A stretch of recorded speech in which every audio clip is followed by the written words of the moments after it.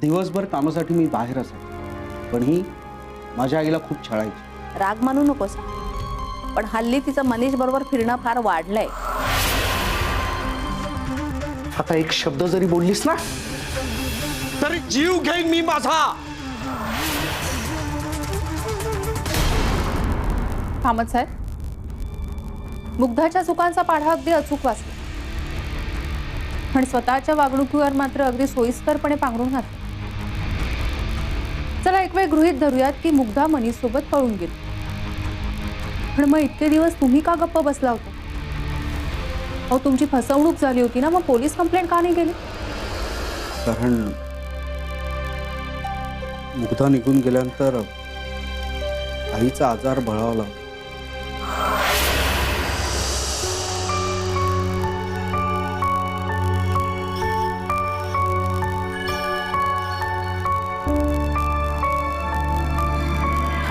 तुझीच काळजी वाटते रे बाबा मला. किती स्वप्न पाहिली होती मी तुमच्या संसाराची, आणि या पोरीनं घात केलाय. कसं होणार आहे तुझं? त्या मनीष बरोबर पळून गेली आणि आपल्या गळ्याला फास लावलाय. आई शांत हो. अरे तुझी उलघाल पावत नाहीये माझ्याच्यानी. तू सरळ तिला बोलावून घे. माझीच अडचण होतीये ना, मी जाते. तुम्ही राजा राणी सुखाने संसार करा. देवा, बोलवून घे रे मला लवकर. आई वाटेल ते बोलू नकोस. हे बघ, मला तूही हवी आहेस. तूही म्हणजे हे बघ, संध्याकाळपर्यंत मुग्धा नाही आली तर आपण पोलीस कंप्लेंट करू. त्याने काय होणार आहे? आपल्यावरच संशय घेतील ते. हल्ली कायदा मुलींच्या बाजूनी असतो. लोक आपल्यालाच नावं ठेवणार. हे बघ, ती आली आणि तिला तिची चूक उमगली तर सरळ तिला बोलाव आणि घरात घे. आपलीच आहे ती. चुकली म्हणायचं आणि सोडून द्यायचं झालं.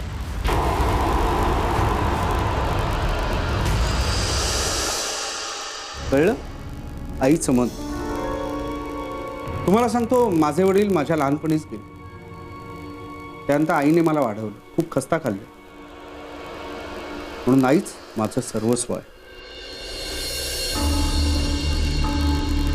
आणि ही मुग्धा, हिचं काय? हिचं काही स्थान नाही. होतं ना, होतं ना. जोपर्यंत माझं हिच्यावरती प्रेम होतं ना, तोपर्यंत होतं. मुळात हिचं आणि आईचं कधी पटलंच नाही. हिनेच जुळवून घेतलं ना. लग्नाच्या अगोदर मी हिला सांगितलं होतं की आई माझ्या बरोबर राहणार. हो, पण हिची काही बाजू असू शकते. काय बाजू असणार? सगळी सारवासार.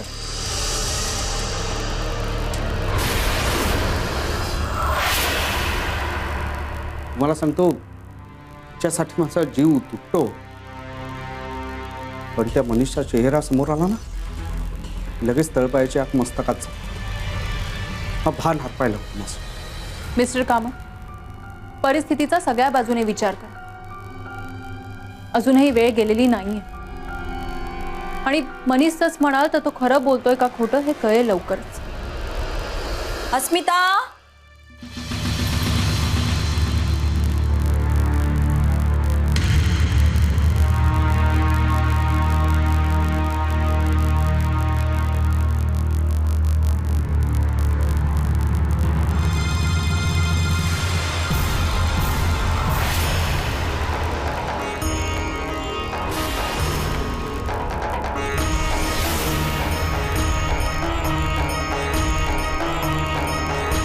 का केलंस तू?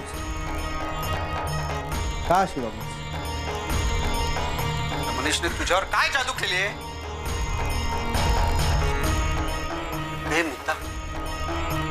अगं, आपण आपल्या संसाराची किती स्वप्न रंगवली, पण तुझ्या त्या मनीषमुळे ना सगळी धुळीला मिळाली माहितीये. अगं, का बोललीस त्याला? तू सांग ना, का बोललीस? आई, हा चिन्मय संशय घेऊन मुग्धाला जितका त्रास देतोय ना, खरं तर तितकंच प्रेमही आहे त्याचं मुग्धावर. त्या मनीषवरनं फार संशय घेतो हा मुग्धाचा. संशयाचं भूत भल्या भल्यांचा संसार उद्ध्वस्त कर. ह्याचंही असंच काहीतरी झालं. आणि मंगळसूत्र सुद्धा काढून ठेव. एवढा मी नकोसा झालो. अगं तुझ्या अशा वागण्यामुळे आईला किती त्रास होतो माहितीये का तुला? तिची काहीच पर्वा उरली नाही ना तुला. हा? मुग्धा बोल ना, बोल.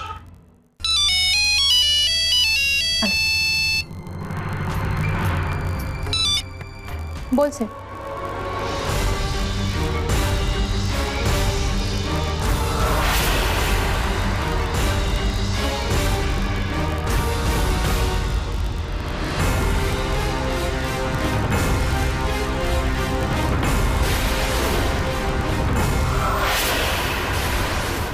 मिस्टर कामत, माझ्या माणसाने कन्फर्म केलं, मनीष मुग्धासोबत नव्हता.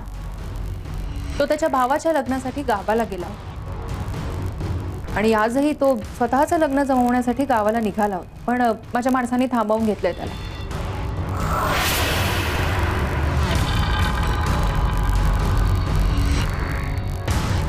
मिस्टर कामत, डोक्यातनं हे संशयाचं भूत काढून टाका आणि मग परिस्थितीचा विचार करा.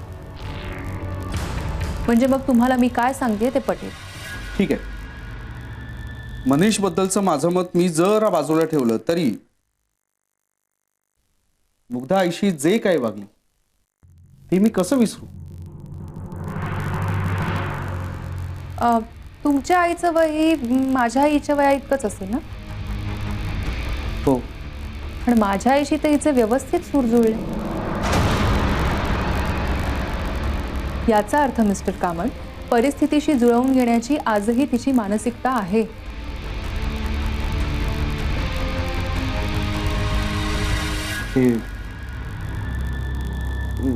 माझा खूप गोंधळ उडालाय.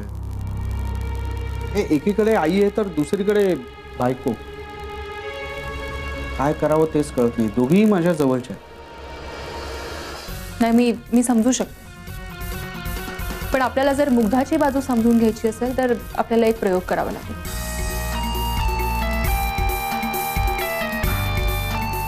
म्हणजे मी सायकॅट्रिस्टशी बोलले या बाबतीत, पण तुमच्याही सहकार्याची गरज आहे. ओके. कारण परीक्षेत कुणीही नापास झाले तरी अपयश माझंच असणार आहे, नाही का? तुम्ही इथे आला आहात हे तुमच्या आईला माहिती आहे? नाही. गुड. आता मी काय सांगते ते ऐका.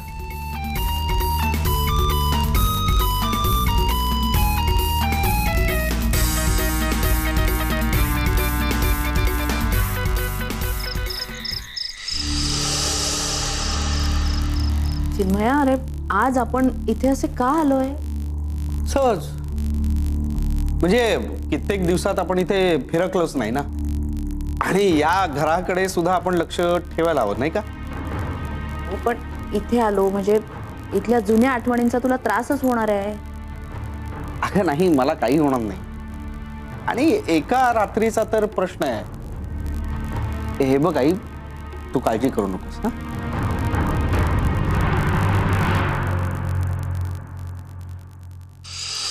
पोलिसांच्या एका विशेष पथकाने खासगी देशात सापडणारं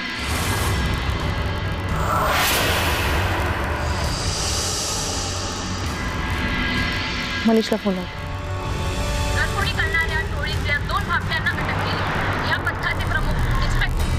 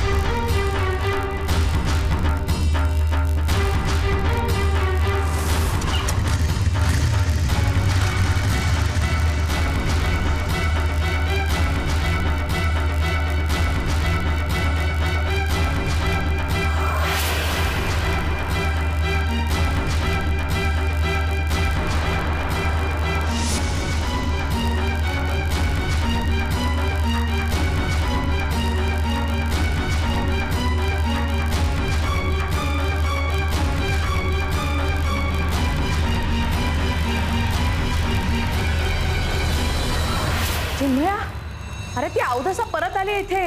ती पिडा मुग्धा काय? बरं तिच्या मित्राबरोबर आली आहे परत.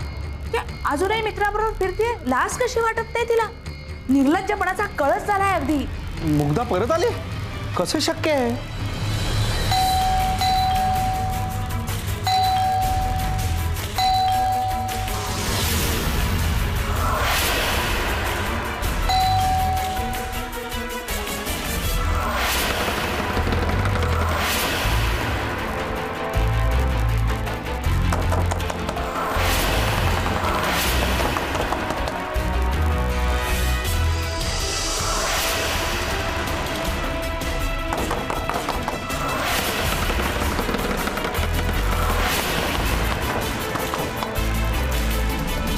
मुग्धाला कळलं कसं की आपण इथे आलोय ते?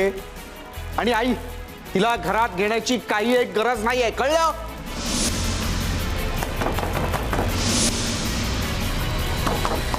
बाबा कशाला जगासमोर तमाशा? तिला एकदाच आत घे, काय ते सुनाव आणि पाठवून दे तिला. कशाला हवी आहे कटकट?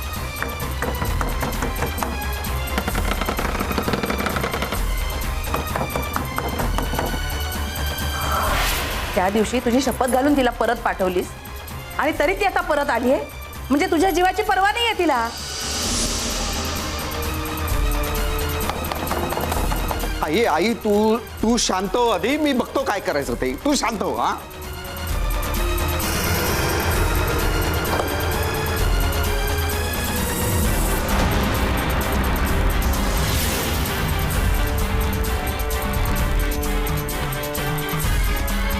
मुग्धा,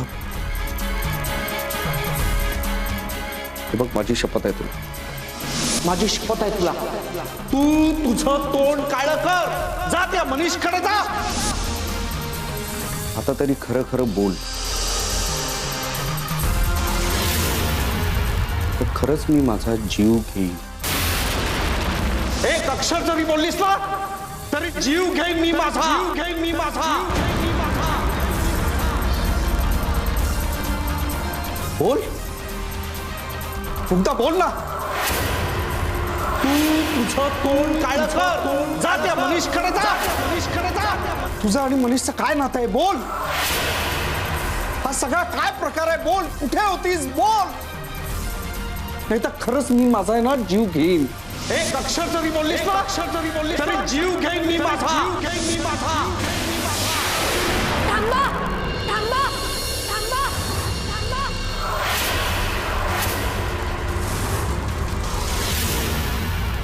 हा सगळा काय प्रकार आहे? बोल. कुठे होतीस? बोल.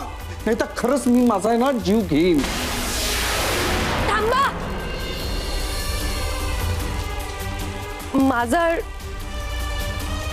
माझं आणि मनीषचं नातं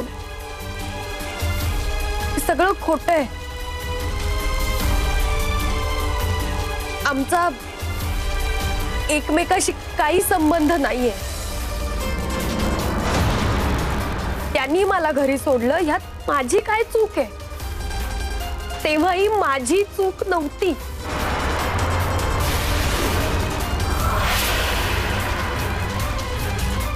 मग मला का नाही फोन केलास? सांग ना, मला का नाही फोन केलास? मी घ्यायला आलो नसतो तुला?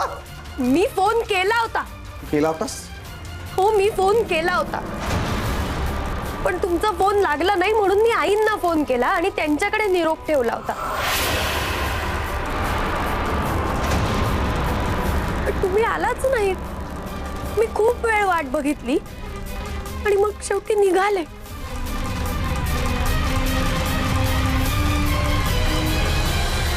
आई,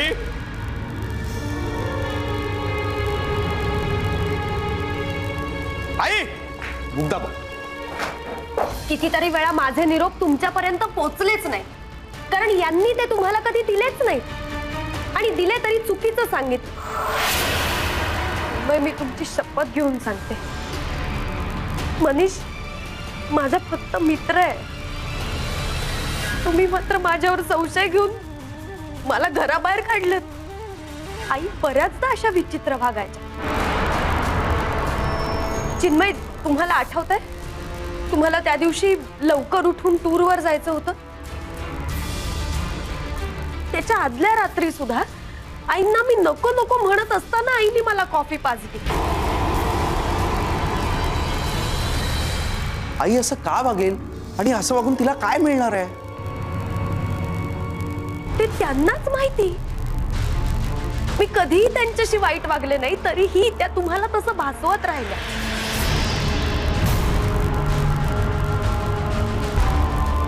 आईंना आवडत नाही म्हणून मी कधीही घरात उदबत्ती आणली नाही, तरीही उदबत्ती लावली जायची आणि त्याच्यावरून इशू व्हायचा. हे सगळं कोण करायचं? चिन्मय.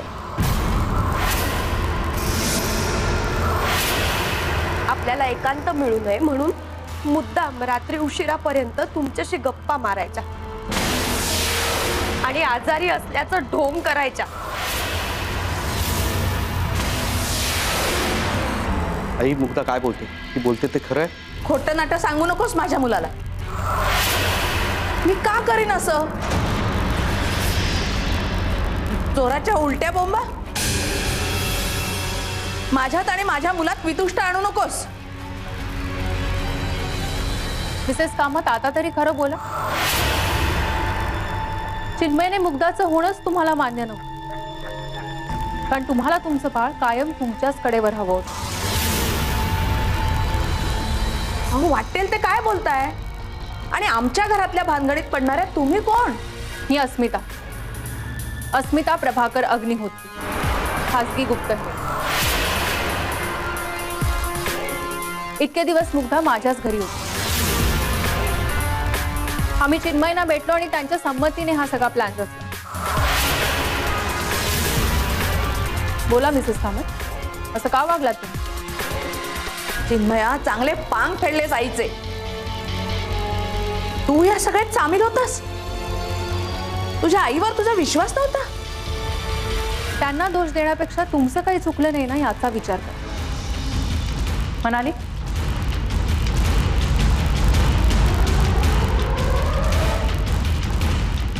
हे बघा काय आहे.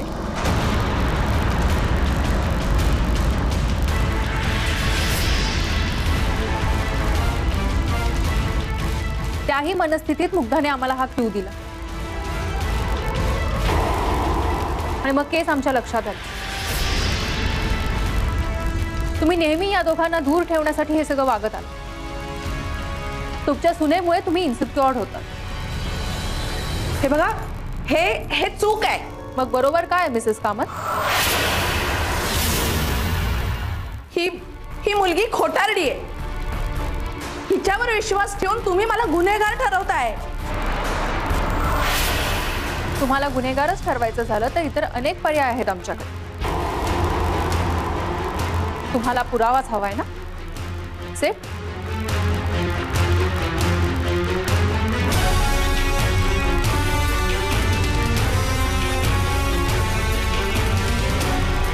हे काय? तुम्हाला ॲलर्जी असतानाही ही उदबत्ती या घरात कशी? म्हणजे तुम्हाला ॲलर्जी आहे हेच विसरला की ॲलर्जी असल्याचं ढोंग केलं होतं हे विसरला?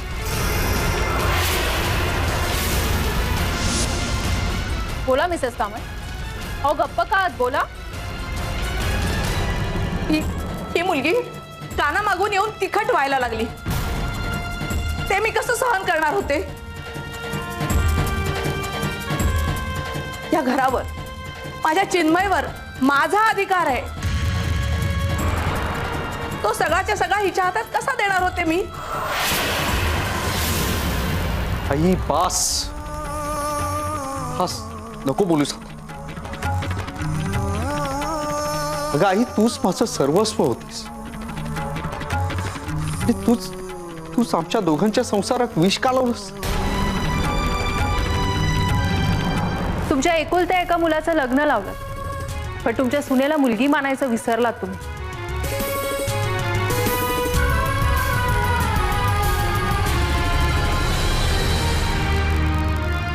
चिन्मया, मुग्धा, मी हात जोडते, पाया पडते. हवं तर मला माफ करा रे.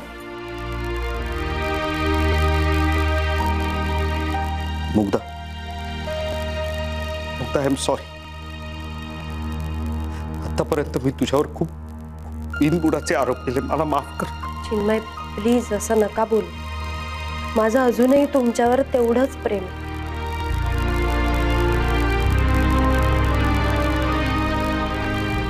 अस्मिता, थँक्स. तुझ्यामुळे मला माझं आयुष्य परत मिळालं. तुझे उपकार मी या जन्मात नाही फेडू शकत. अगं वेडे, उपकार कसले, पण तुलाही अशी एखादी असहाय्य अबोली दिसली तर तिला नक्की मदत कर.